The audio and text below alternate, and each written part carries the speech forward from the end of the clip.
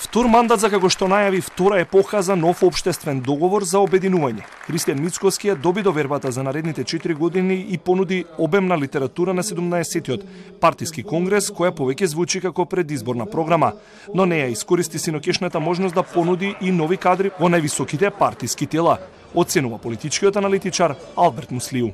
Промена на доктрина е сериозна работа и таа не подразбира само терминолошки промени, таа разбира сериозни и внатрешни промени. Пак ти велам, сепак е ова во најава и почеток. Кој тоа ќе го прави, кој тоа ќе го смисли, како тоа ќе изгледа, секако дека ќе биде вајда јавно објавено, ќе можеме да го коментираме тоа. Но некои најави кои тука се укажаа на говорот, кој мислам дека беше добро осмислен да поентира во неколку делови, најавуваат и сериозни и внатрешни промени. Не мислам само на политички, туку мислам и на кадровски. Освен промените во две партиски комисии, статутарната и финансиската, кои добија мандати од делегатите, Мицкоски во втората епоха поддршка и помош ке бара од сите граѓани во општеството.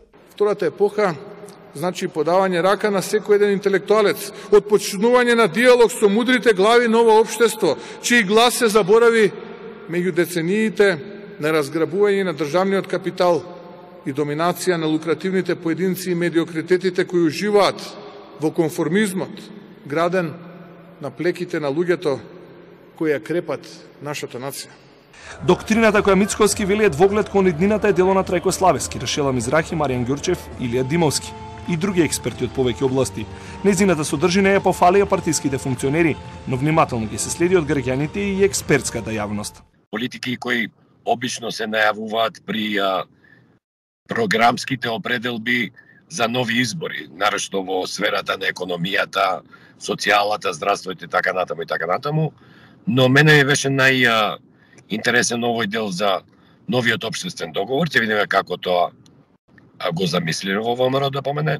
Ке се преточат ли свечените зборови за обединување во дела ќе покаже времето, порачува Муслију, со оглед дека ден по партиските конгреси продолжија меѓусебните обвинувања и критики, а изостанаа и вземните честитки за староновите партиски претседатели.